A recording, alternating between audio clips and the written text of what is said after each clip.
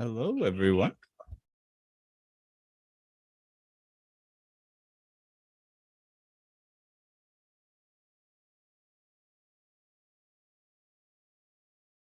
Welcome, welcome.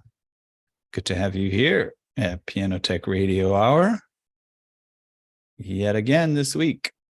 It's going to be a good session. Making sure everybody gets let in. And I see my Zoom here is a little bit wonky. Let me see if I can reset this because all I see is myself. Just a sec. Okay, there we are. I see everyone. Hello, everyone. I can see you on my phone. Bill. Hey, Carl Lieberman. Good to see you, man. Whoa, what happened to all your hair, bud? Am I just seeing you at a funny angle? What's going on?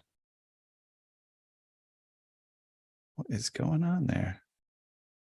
You're trying to, you're eating some crackers? Is that what you're talking about? Yep. Just kidding. Anyways, good to see everyone. I'm unmuted. You weren't at the convention, but No. 100 people came to watch me get my hair cut, and we raised $560 for the PTG Foundation. Okay. All right. Well, you're quite a celebrity if you can raise money to get your hair cut. That is impressive, my friend. I am very impressed. Well done, sir. I wonder how much we can raise to get Wayne's haircut. He's got some pretty lovely long locks going on there as well.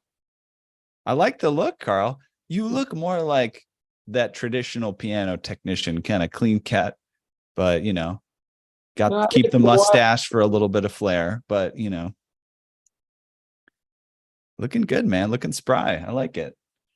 All right, cool. Well, I don't know, my Zoom is acting kind of funny, but I mean, I can see you guys through my phone, so I guess that's good. I'm going to try to jump right into it today, unless anything to share up front. I'm going to do a rebroadcast today. Should be a good one, though. Dan Levitan, and this is actually one of our recent podcast releases. As some of you know, we've been releasing this thing as a podcast, and that's been going great. We got a lot of listeners. We got people from all the way from Belgium to Finland to, whatever, anywhere, India, the Philippines. You can see people are tuned into the program. And we actually are ranking quite highly in some of these places, right? If you look at our rankings, we've been number 37 in Great Britain, number 44, and this is in performing arts podcasts. In Germany, number 19. In Norway, number 4 in performing arts podcasts. Would you believe it? Ireland, number 6. Netherlands, number 13. Austria, number 3. So those Austrians are pretty serious about their pianos. That makes sense. Belgium, number 9. Slovakia, number 18. Goodness. So anyways, make sure you tune into the podcast, subscribe, like it, all that good stuff. Write a review, say something snarky, whatever you want. So here's the episode of the podcast, which we're going to rebroadcast today as the video. That's the thing about the podcast is you only get the audio, and we do archival sessions from a couple of years ago. We might come in and do recent episodes soon, but for right now, it's basically just archival stuff from a couple of years ago. Yeah. So again, if there's nothing else people want to share, anything you want to share before we get started, Carl? How does it feel to have less hair? Are you cold?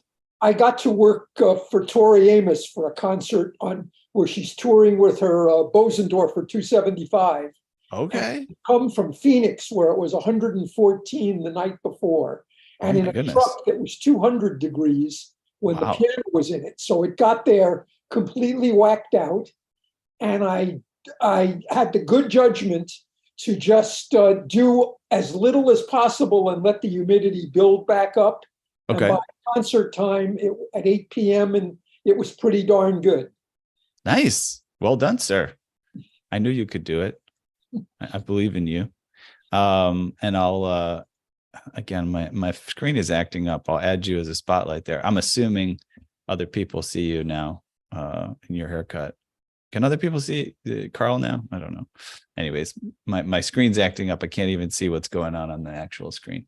All right. So that's awesome. It's good to see you're still out there doing great stuff. I mean, we look back at these old sessions here, and they're during the pandemic when everybody was like, I don't know if I'll ever work again, you know. So it's good to see people out there and keeping busy and making that do-re-mi in more ways than one. Oh man, I'm very proud of that little pun. I just came up with that out of nowhere. Good stuff. All right, well, let's dive into this because it's a full-length session, and we get to see our old pal David Anderson in his glory as well. So I'm gonna put any links in the chat. Just I won't talk it through too much. We do have an upcoming masterclass with Doug Gregg. And he's going to talk about cross trade tools, where he's worked on motorcycles and cars and antique furniture and all this stuff. And he's a veterinarian, he's a doctor of veterinary medicine, all this stuff. So he has all these different tools that he brings in from other places. And he says, hey, I could use this to do piano stuff. So he's going to share all of that in his upcoming masterclass. Every third Thursday of the month, we have those masterclasses. And if you subscribe, you can participate. But that's all I'll say about that. I'll put a link in the chat while the lecture's going on, so I don't waste too much time up front here.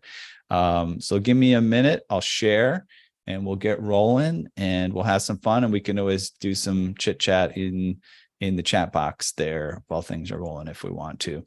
All right, let's see here. So screen, which one is that? Okay, yep, that's the one I want to share. Get the sound going, optimize for video. And that's going to get rolling right now. We'll do a full screen on that.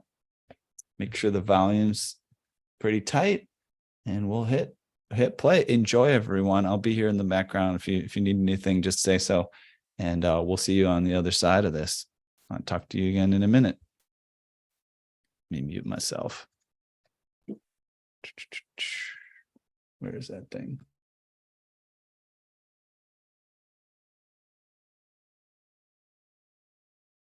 I'm going to transition here to intro. We've let in most of the people that are coming in a little bit late. Right. So welcome, everyone. Welcome over on Facebook and YouTube to Piano Tech Radio Hour. And this is a special production we've been doing since very early on in quarantine. Do you know what number this is? That's a good question. Is it in the 20s? Do you think? We are somewhere around nearly 40 incarnations. Holy, seriously? Yeah, really? Totally. Yeah. Wow. Yeah, that's very exciting. Wow, that's just awesome. Keep at it, you know. We're here every week, and week by week we add episodes. So, like anything, it gets better with each repetition.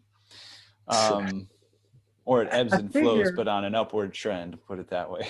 I figure it must have been at least that many. Because I mean, you're getting down near the bottom of the barrel here with me. So. Oh, exactly. That's right. Listen to that guy. Jeez. So all right, go ahead with the actually, I think it's the opposite, Dan. I think we're getting to the point where we've been around so long that everybody that was kind of we got a buzz. We couldn't get him. We couldn't grab him. Just say, I got to do it now. It's not, even if I'm busy or whatever. Yeah, right. It's a must. We're a mandatory. Because Dan Levitan is one of those shamanic nodes of the Piano Tech community, you know. It must be cool now because Levitan's going to come on. Let Levitan bring the levitation. All right, yep. Let me do the intro here. We're being brought to you by Piano Technicians Masterclasses, an online educational resource that offers you cutting-edge instruction from piano industry masters like Dan Levitan without leaving your home. You can find out more at pianotechniciansmasterclass.com. I will let you all know up front that our next convention is coming together. This is very exciting. We're going to have some incredible lecturers for that, including continuing to bring in some people from the other side of the lake, the European piano technicians. Alex Kirsten from Steingraber and Stone is going to return for another lecture.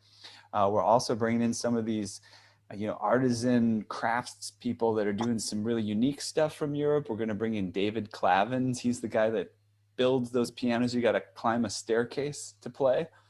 He studied But traditional. the guy that I'm so excited about coming is Paul McNulty. Yeah, Paul the McNulty. finest period piano builder in the world. This is a kind of an opinionated rant. I'll just take 30 seconds. I've heard period pianos my whole professional life, and I've hated them. They sounded like wood and matches and sticks and stuff. I just not a fan. Then I heard McNulty's at the last conference. He played on the stage were two McNulty reproductions and another piano, and they were awesome. Agreed. Agreed. Yeah, True that. right. I was Right. sitting, so it's a convention center, right? And the pianos are up there, and I was in the last row. So this is not built for acoustics. This Right. has the worst acoustics in the world. I'm Right. sitting in the back row. I'm hearing every note being played. It just was amazing. I was like, wow, these things can really cut. This dude's a genius. It's this dude, Yeah. right? I've heard period pianos, half a dozen times over the years at conferences, and guys in costume, going from piano to piano, and like supposedly the best guys. And I've just no appeal to me whatsoever, the tone of those pianos compared to anything near a modern piano. These pianos sounded fantastic in their own way, right? Mm-hmm. Not to be compared with a modern piano, but in their own way. They had power and sustain and majesty and musicality, So that guy's coming. Agreed, 100%. And subtlety and nuance. Huh? And subtlety and nuance, in addition to everything that you said. Absolutely. Keep going. Absolutely. You just keep going. Yeah. That's better. That's How right. you doing, Dan? Good, good. You? Okay, good to see you. What's your backdrop there? It's Green Piru screen. Creek feeding into Pyramid Lake, where I will be tomorrow morning at this time. Okay. Yeah. Very nice. So very let's- exciting stuff. And there's going to be other lectures there, which I'll just save for mentioning another day. But all excellent folks are going to be joining us. But we have here today Dan Levitan. As David Boyce said in the chat, I never met a shamanic node before. Apparently I have met a shamanic node before. I have met Dan before. He's over there in Brooklyn, New York, right where I used to reside. Now I'm in Chicago. He can bring us all kinds of things today. We have some illustrations if we want to go there. He can talk about his tuning lever. He can talk about tuning theory.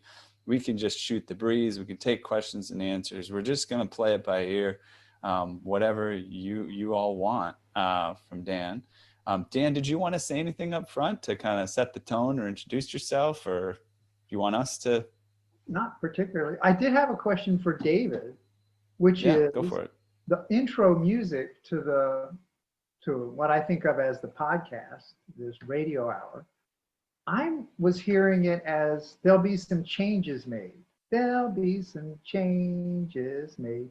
And I'm like, well, that's an appropriate intro for a podcast that says it's about the future of the piano. Yeah. But is that what it is? Is that what that's all about? Mr. Janney. I know you're gonna hit it back to me. So actually, we're gonna have to research what the actual piece is. So, but we have some information, and we'll come back with it was because I thought maybe you would know what we use for the intro to the podcast, which we will be adding more episodes soon. We kind of fell off on publishing those because we got a lot of other things on our plate, but it is one of the recordings from David's recordings page on his website, and from an incredible jazz pianist. And Couple of them. it's just Yeah, it's just the intro. So I don't think that is the cut. Like, I don't think that is It's the not name the of the cut. track. Uh-huh. Look on the website. Yeah, we'll look on the website and And we'll get back to everyone. it's a standard tune, though. Yes. Yeah. Yeah. It's, It's yeah, not- I don't think either of us knows off of hand what it is, because it is No. just the intro. Alright. And then the outro, you were asking about that, and Yeah. I think it's Jelly Roll Morton, kind of a royalty-free Makes sense. track that's available. Yeah, But you public said you domain. thought maybe, Jelly track. yeah, exactly. Beautiful. But Beautiful. you said you thought it might be who did you say? Well, I the heard blind maybe Art Tatum, but you know, Art it's Tatum. like Nah, Mark it's Twain. You hear any it's due. great quote, and if people say, "Oh, Mark Twain said that," turns out he didn't say half the stuff, but he was so great with that. Everyone says, "Oh, it's got to be him." So It Let's just was say Mark Twain said it. it was more country ass than Art Tatum. uh-huh. That's why it was Jelly Roll Morton, because Got it was more in the blues than in the jazz. Got You it. know what I mean? Yeah. But Fleet Fingers. Oh, So Dan, I'll start off with a question to dive into talking to you. Tell us, if we may not look at them, but just tell us, give us a little bit more info on those graphics that I do have loaded up, just in case we want to go there. What did you bring along? You know, why did you think they might be fun to talk about? Well, so one of my contributions to the field, I think, is a book I wrote about piano tuning and about the piano tuner's ear and the piano tuner's hand. And the section in the ear that I was particularly proud of was the kind of laying out of this concept of interval inharmonicity, which is something that I cooked up myself. And I think it explains a lot about what we do as piano tuners. And the other was a kind of way of looking at the physics of what happens when we turn tuning pins with a tool, with a tuning hammer. And I thought that was kind of a contribution to the field. So I thought if anyone was going to ask me about that, it'd be nice to have some illustrations on hand. But we certainly don't need to go that route. But that's why I sent them to you. Because I was trying to think, Okay. well, what are these guys going to ask me? What is David going to want to talk about? Is he just going to want to know what my daily life is like in Brooklyn as I run around tuning pianos? no. I want to introduce you and then have you talk just in a laser fashion about your life, how you grew up, how you got into piano technology, and what it looks like now, today. Just laser, you know. Okay. But first I want to say that I first started having a relationship with you, 15 years ago or 20 years ago, something like that. Something like that. At conventions, that's where it all At happens. conventions, big fan of your book. Thought your invention was weird. I You're tried right. it a couple times and it's like, but people that I love and I love their tuning and I love them, love it. So, hey, for them, it's fabulous, you know? It's the transitive property of love. It's Clearly. the transitive property of love, exactly. So I have felt your energy in our community for all that time, as I never called it a shamanic node, but there's something that's very powerful about the way your way of being in this craft and in this community. And I wanted to acknowledge that and sing your praises for that, because I think it's really important. I think holding a level of excellence in being a human being as well as being a piano technician is what I care about. And that's the heart of excellence also, is love, you know? And that love bringing focus and attention and, clarity and wisdom and all the beautiful things that are here rather than here, and I've admired you about that for a long time. So, ladies and gentlemen, also a fabulous piano tuner, and he sees himself much more as a Vokes person, a man of the people and a man of, humble to fabulous pianos. And I respect that too, a ton. So just we have a lot of questions. I know. Yep. So let him do his laser up till now, and then you can start asking him those questions. Okay. Rock and roll. Well, laser might be hard, but you'll do your best. Yeah. So I was in college studying music. Took a year off to go to North Bennett Street. This was back in '74, and just had a fabulous year. And once I went back to college, graduated, and was tuning pianos, and every time I tuned a piano, I got paid for it. So I kind of kept doing it, and that became my career. And I found a home for myself in this industry, but I kind of feel like a little different from many of the people that I really admire the most in this field. People like you, David, people like many of the people you've had on podcast who are really kind of born craftsmen. I was listening to Dale Irwin's conversation, and he said something that meant a lot to me. He said, I can teach you a lot about what I'm doing and a lot about, my techniques and my tools and my approach, but I can't teach you how to care. That's right. And I was thinking, well, yeah, not only that, but everybody cares about something, but you can't teach somebody what to care about.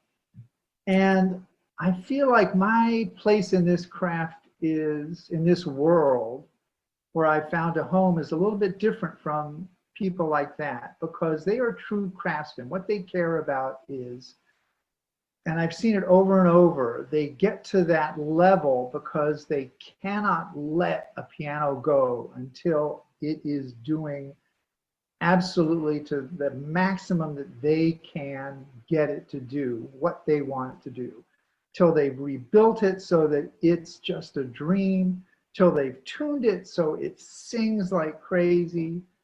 You have to have this kind of instinctive caring that you're just not gonna let it go until it's there. That's right. One of my colleagues here in New York, Dan Mansolino, one of the finest technicians I ever knew, he could pull an action in and out of a piano hundreds of times, and it didn't bother him. He was not going to stop doing it until it got to that point. And frankly, I'm not that person. I don't care about the actual physical object of the piano, the actual sound of the piano enough to do that. I'm not impelled that way. And so I knew pretty early on that I wasn't ever going to go that route. I never was attracted by or got into the concert recording world. It wasn't me. And it's interesting, when I first moved to New York, I got a job at a Ostrovsky Piano Company. And I thought at that point, they had a shop, and it was one of the premier rebuilding places in the city. Really? And I kept wanting to move myself into the shop, and they kept saying, yeah, go tune pianos on the floor.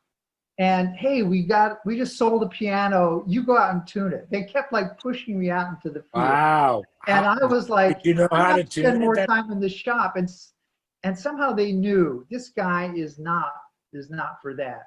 And they kept sending me out into the field.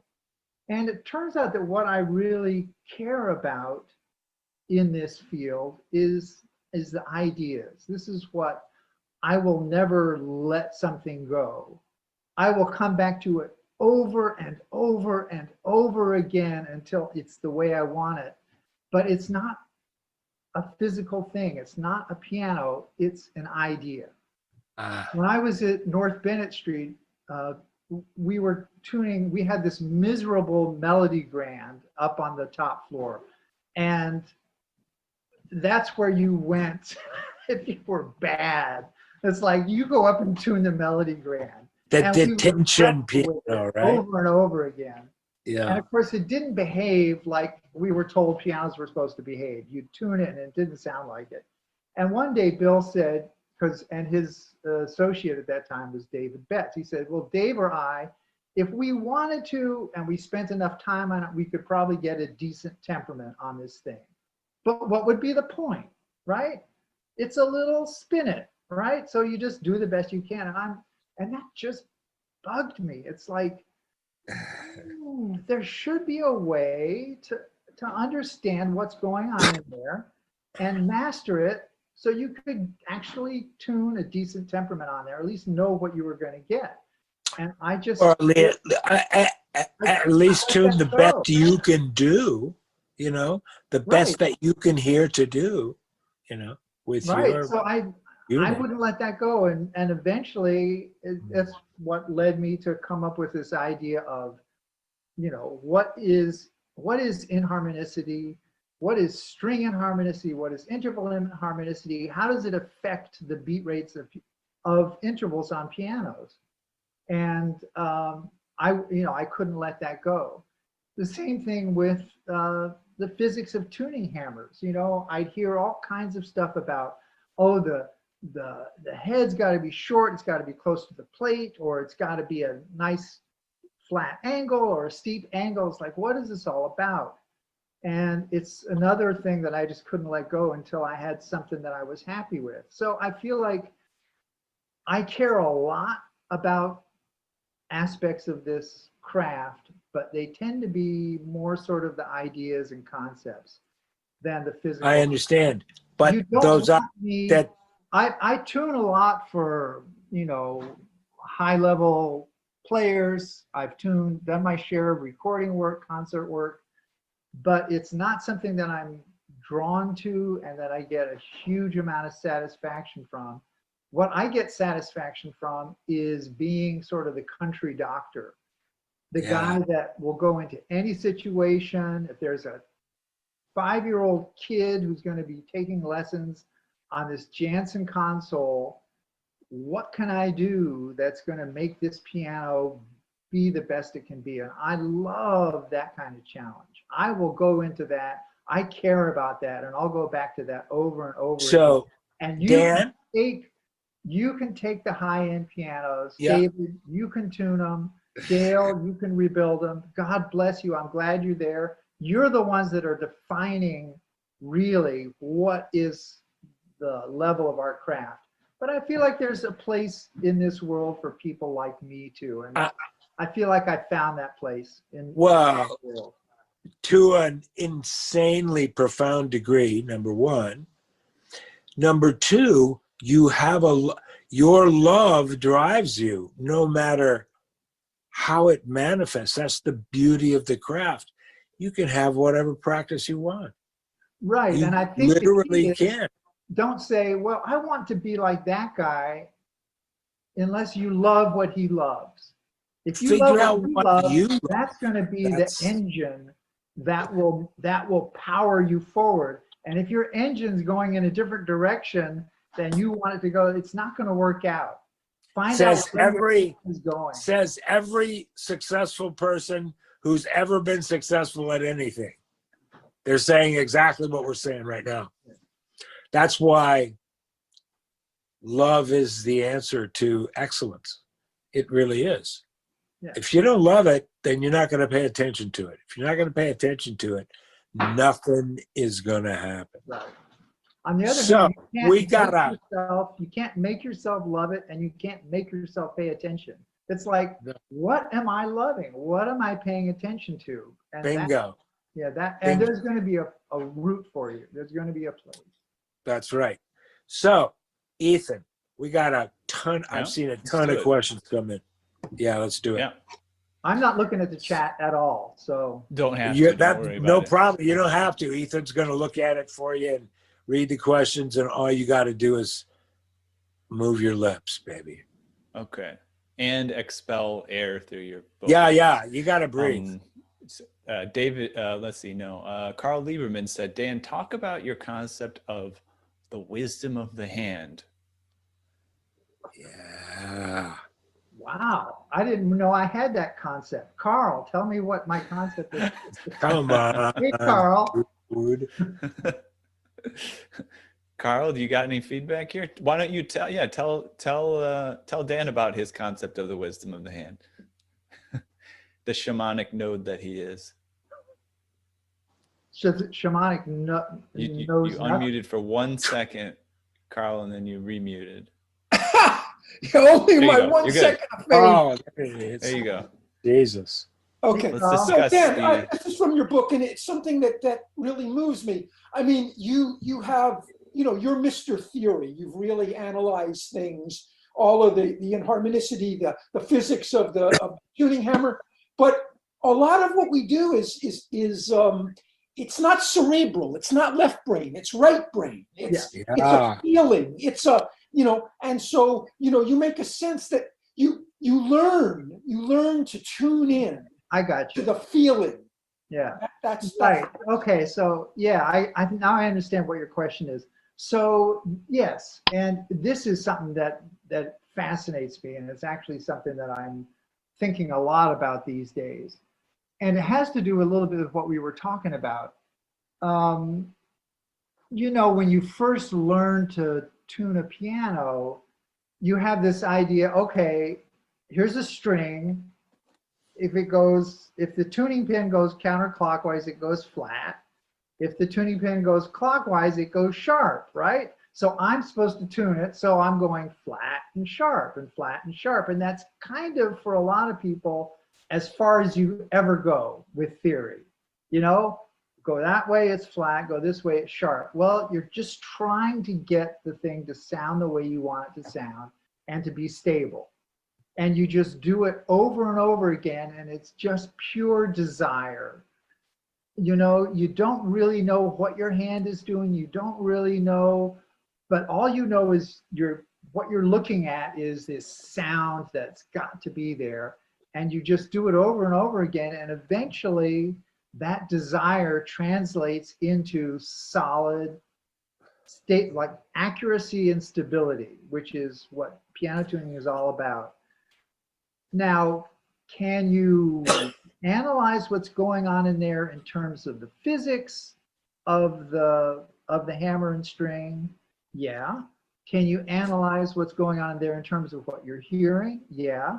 Can you analyze what's going on in terms of what happens when the sound comes in your ear and the feeling comes into your hand, and they go into your central nervous system, and then something comes out at the other end? Yeah. You don't have to know what that is to make that connection. And I think that's what you're talking about.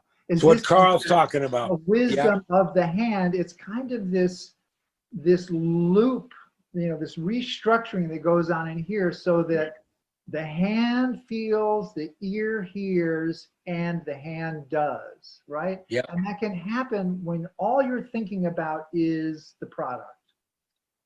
Okay, you don't need to know what's going on, but I think it's kind of fascinating what goes on in there. If you're interested in it. That's kind of where my interests lie these days, is that inner part of the loop. But I think that's what you're talking about, and that's what a baseball pitcher, let's say, or you know, or a musician, right? So you have the people who are incredible musicians who often aren't terrible teachers of music, because for Yeah. them it's pure desire. I want this sound. I'm a piano player. I want to create this tone. I have this music, and Right. it comes out. It's like, well, gee, the student wants to know, what did you do? You know, you've got the analytical ones who are like, okay, imagine that you're holding an apple. You know, they have like lots of ways to kind of get into that. But the analysis is not required to have No. that happen. And in fact, the ones who are the real masters, the craftsmen among us who have the golden hands, it's not analysis. It's just that pure desire that has In the beginning of, right. But the people like me who stand back and look at it and say, what the heck is going on? That becomes a subject of fascination and a contribution we can make. You know, somebody who's a pitcher, a natural pitcher, he starts to lose his curveball. And some coach is going to say, oh, your foot is going back too far. Okay, so that's a help. But that's not what's going on in the pitcher's mind while he's thinking about that ball. All he's thinking about is, see that spot? That's where this ball is going. Boom, That's right. there it goes. Awesome. Ethan, next question. Okay. Sure. And the asker of this question said, you know, maybe we don't have to ask if we don't need to, but I think it is a good question because I think a majority of people on this call are going to be from all places all over the world. I kind of know what it is like to be a piano tuner in Brooklyn, but a lot of people don't know. And so the question from David Skolnick, who may also know a little bit about it because he's not that far away, but he said, what is your life in Brooklyn like, the new center of culture? Carl's cackling in the background. Cackling because he came over to my place. He was wandering around Brooklyn with his wife and like rang our doorbell. So when did that happen? What was that? So Brooklyn is wait. When did that happen that he visited you in Brooklyn? Right? When? Oh, wow. That 2 years back. 3-4 years ago. Yeah. Just rang the doorbell. That's awesome. Brooklyn, I mean, I never thought I'd like living in a city. I got dragged here in 1978. 1978, kind of against my will, and didn't like it for a long time. Finally moved to Brooklyn in 1990, started to like it. Now I love it here. So, you know, but I have kind of became a city guy in sort of the same way I became a piano tuner, sort of just by surprise. But I love working in Brooklyn because I don't like driving, and it is a liability to drive in Brooklyn. In the part of Brooklyn that I work in, I do it mostly on bicycle, and most of my work is in Manhattan. We moved here from Manhattan, so I used to work in Manhattan, and it was all subway and bus and taxis and stuff like that, public transit. So I kind of sculpted my whole way of working and my toolkit to be fairly light. I have stuff in a backpack. It weighs 20, 25 pounds.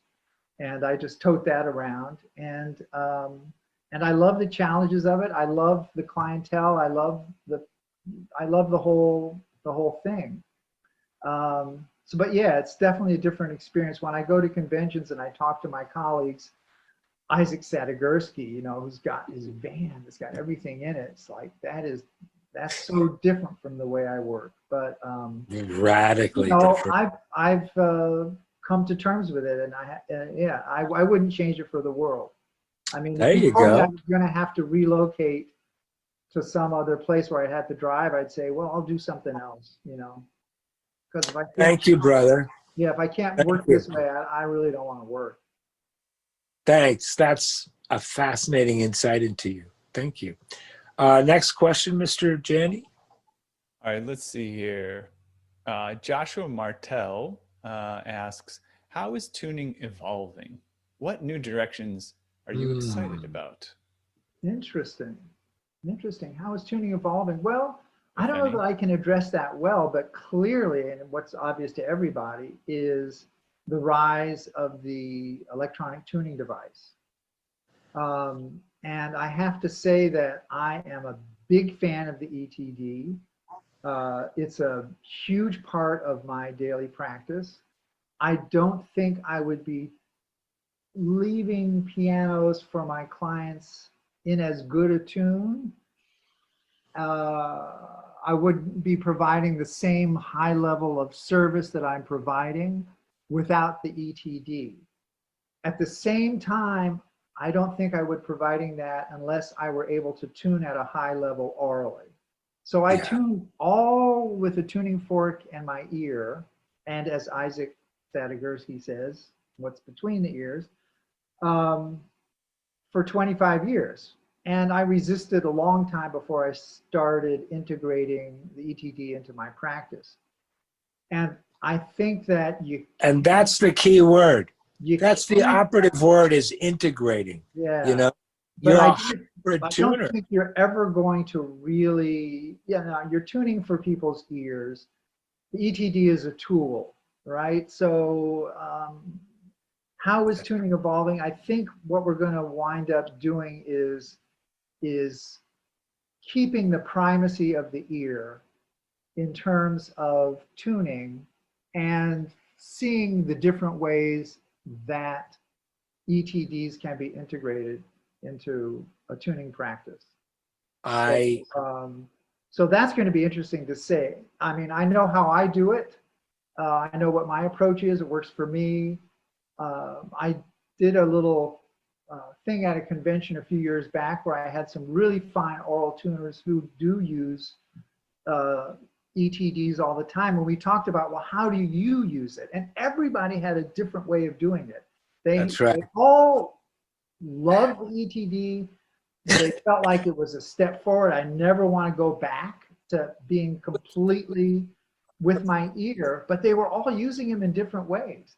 And it'll be interesting to see in the future how that finally comes together. But it has to. And the ear always is going to be, Yeah. more and more.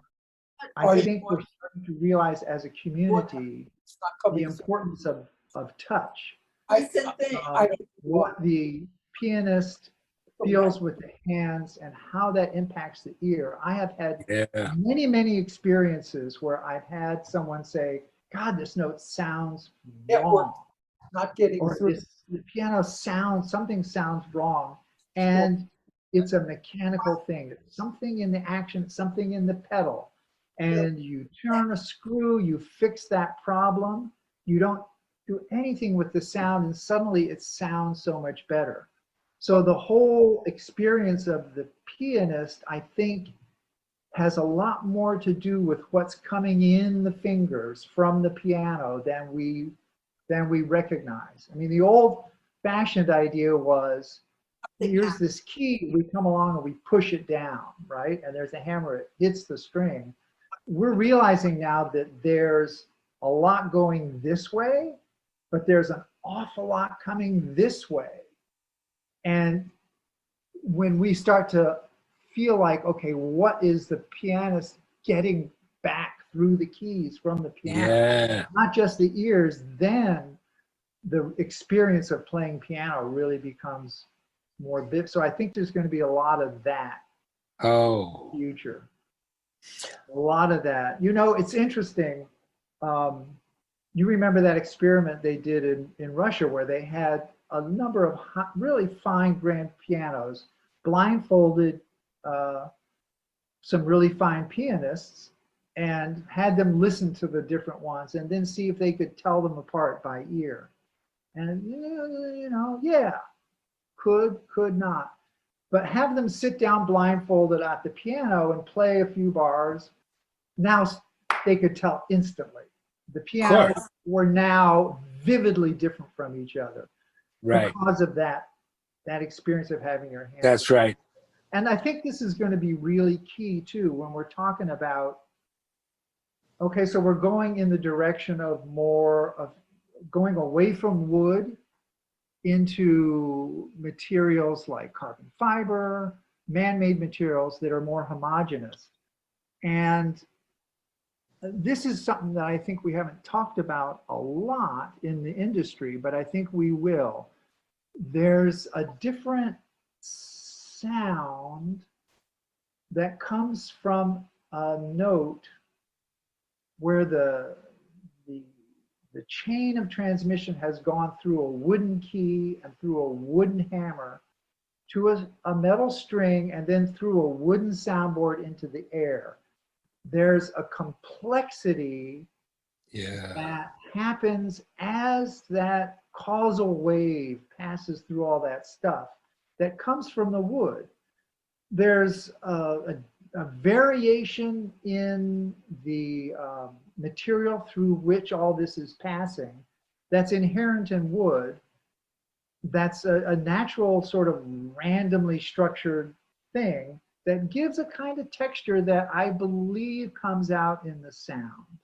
Well, Same you know who, soundboard. you know who, I tend to think of it as being like someone who's painting on masonite is going to have, there's going to be a certain texture to the finished product because there's this very flat, very smooth ground, and that's perfectly fine.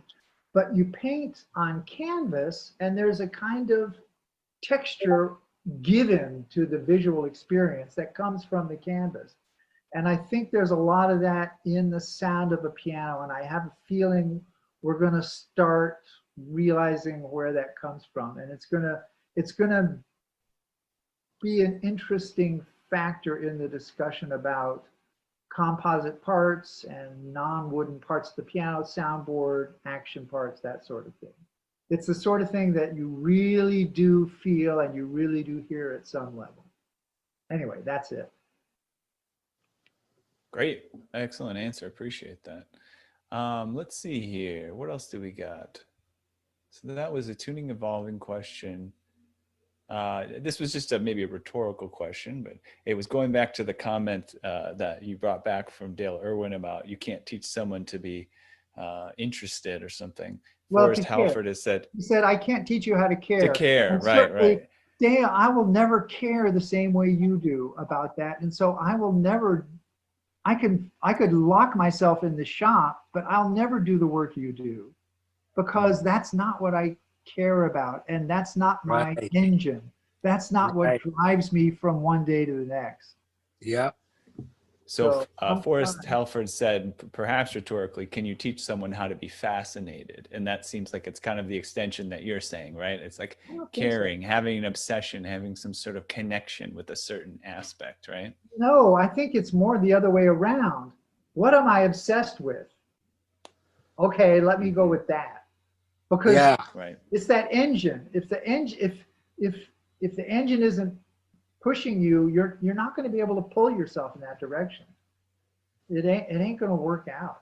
I mean, like if I tried to make it as a businessman, it's like the money just doesn't have an attraction for me. You know, I just don't care. So put me in business and I'm going to fail. I'll be as bad as Donald Trump in business. I mean, I'm going to fail time after time after time because the money just doesn't motivate me. Somebody else, that's a fascinating thing as a driver. Great, go with that. We need people. We need Steinway out there, running a business, making pianos that we're all going to buy. We wouldn't have them. But, everybody's got their place in this world. And you don't choose what it is that really grabs you, but you can choose how to hook yourself up to that engine in a way that's going to be to the benefit of the whole community. We need all of us. We need all of us. We really do, I think. The ones who have every approach. Well said. David Stillman made a comment here, which is worth maybe calling out. He said, I love the use of the term having a piano tech practice rather than a business. Yeah. Interesting. Yeah, well, I guess. I mean, I never thought of myself as a businessman. So I guess I am, right? I mean, You are. but you know, that's kind of like, that just sort of happens. That's the incredible depth and breadth of the demographics of piano technicians. I know some piano technicians that are just like killer business people. Oh yeah. You know, that just I love it.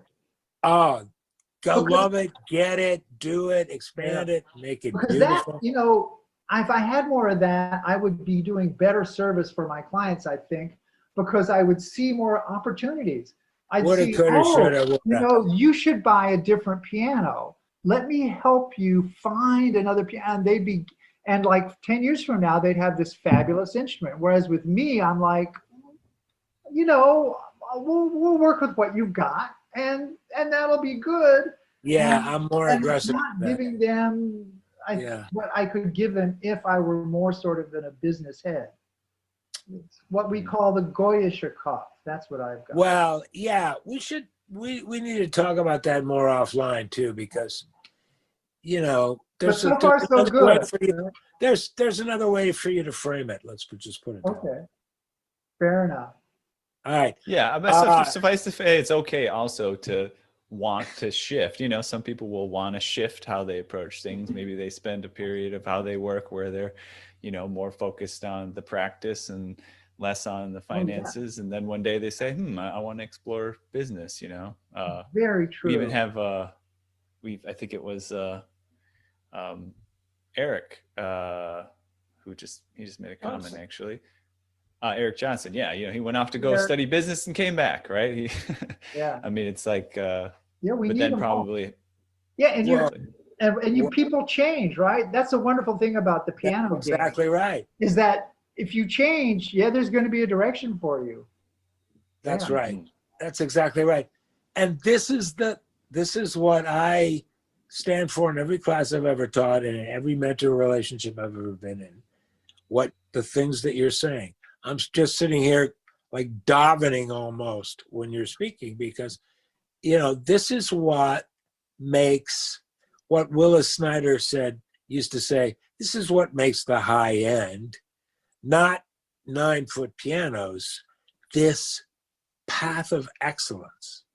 And you're on your own path of excellence that makes you excited, not anybody else. You.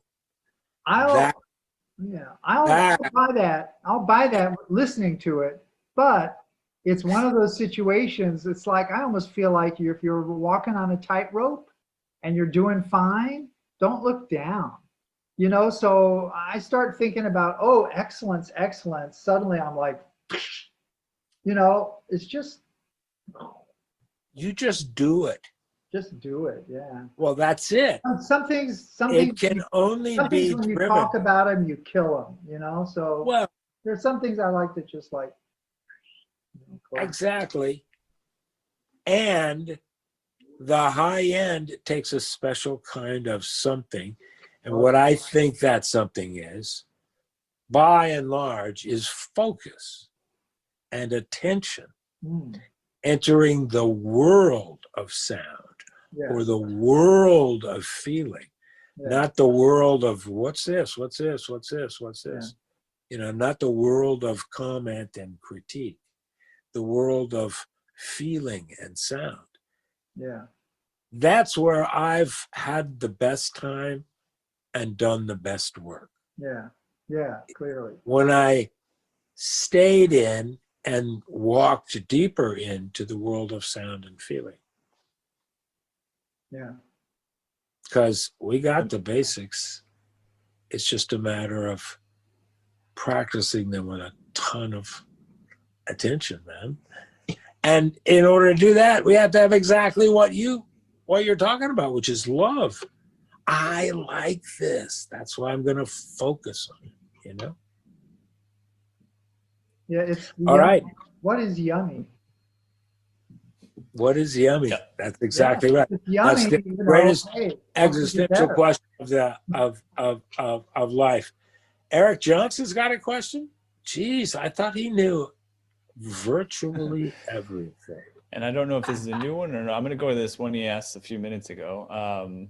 Speaking of Eric Johnson, what can you say about pure 10th tuning? There's a lot of talk about pure 12th. He corrected that to perfect 12ths. Oh, he corrected that. Oh, I was going to say. Okay. Tuned by perfect Yeah, what 12. can you say about perfect 12th tuning? Yeah, I can say perfect 12 at what level? At the 3-to-1 level? At the Says the 6-to-2 shamanic level? node. At the 9-to-3 level? I mean, what level is the 12? That's my question. I mean, because we all know well enough that we no longer say a pure octave. We know that because of inharmonicity, we have to, if we're talking about a pure octave at all, and why do we need to? But if we're talking about, oh, I'm tuning pure octaves, we have to say, well, is it a pure 2-1? Is it pure 4-2? A pure, whatever.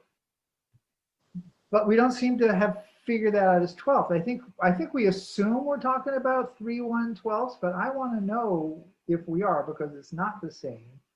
Describe what you mean. Describe a 3-1-12. Well, so are we matching the third partial of the lower note? Yeah. First partial of the upper note. If that's an exact match, then we have a pure 12 at the 3-1 level.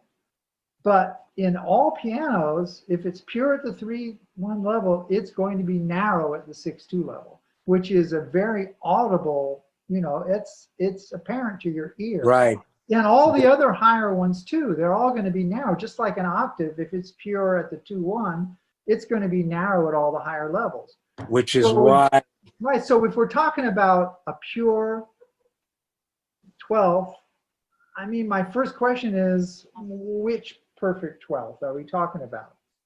And I'll also say that my experience is all things being equal, and all things are never equal, but all things being equal, I tend to like a tuning that's fairly generously stretched rather than one that's narrow. But, Yes. but I can't, my ears don't hear a magic point where it's like, that's the stretch that blows my mind. And if I made it more stretched, it wouldn't be as good. And if I make it tighter, it's not as good. But when I get to that point, it's like the earth moves. It's like, I'm sorry, I don't hear that. So I'm not saying it's not there, but I'm saying I don't hear it. What does it for me is the unisons. Man, I hear the unisons, and I hear everything else. I hear the hammer, I hear the tone, I feel stuff. That's what really like blows it out of the water for me.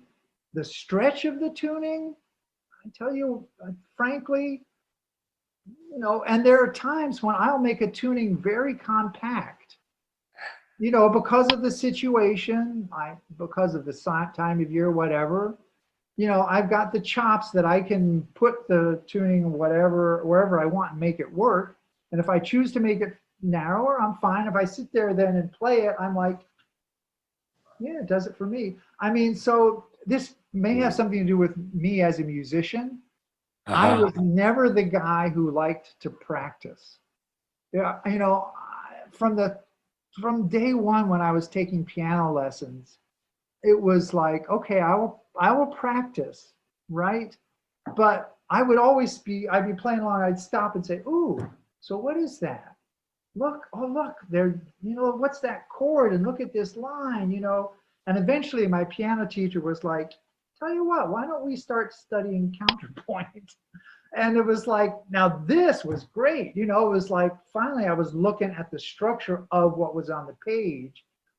And I didn't have to, I've done my practicing, I can get around on the piano, but I was never that guy, right? So, so when I sit at a piano and I'm playing it, if it gives me the concept of the piece, then I'm fine. So I'm not the judge of the magic stretch of tuning. We are almost, but I don't hear it. I'm going to be honest with myself and with you. I'm hearing unisons, I'm hearing tone, the stretch, fine. Yeah, all things being equal, let's make it kind of on the wide side. Well, in the best possible situation, in my good tunings, in the master tuning of the Rayburn Cyber Tuner, you don't hear any stretch. You just hear awesome octaves, and Yeah. I mean, because that's what a pure 12 tuning is. When I play a 12th and it sounds pure to my multi-$100 trillion unit here, my body, then I'll trust it and keep going. So, Yeah. And that's I'm- fine. I'm- I just know that that's a world of experience that I don't have access to. wow. That's not me. And So I'm gonna go right out there and say it, because I've heard my whole life in the piano tuning community this idea of the tuning on a piano that's gonna make that piano just be something. And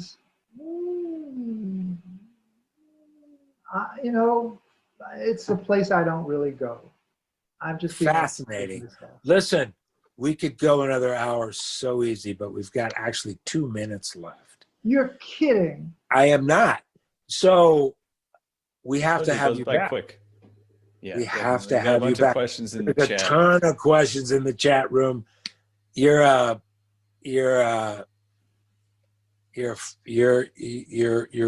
shamanic node. We've already You're a established. shamanic node. node. And people pay attention to you, so they want.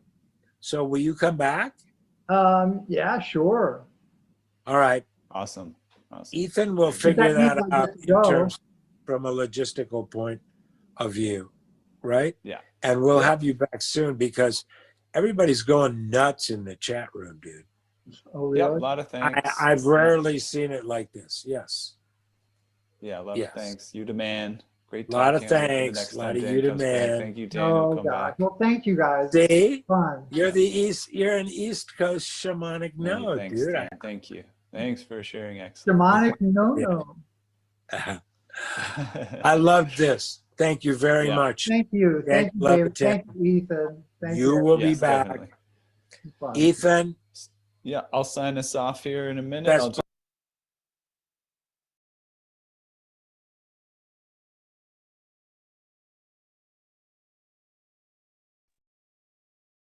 All right, folks. Thanks so much for joining today. We'll sign off for the session. That was a fun one. I'm glad to be able to bring Dan back. And a reminder that you can go check out the podcast episode and listen to that. Kind of go back over it. Should be fun. Podcast sessions come out every Wednesday to about 2 a.m. Pacific, 5 a.m. Eastern time. There's a link to that one. I'm putting that in the chat. Make sure and check it out. Other than that, great to see you all. And we'll check back in next week. Thanks a lot for joining. Next week, I think we're going to be having a pro piano player back on the session. So that one should be a really fun one. I'll give more info in the emails. Catch you later.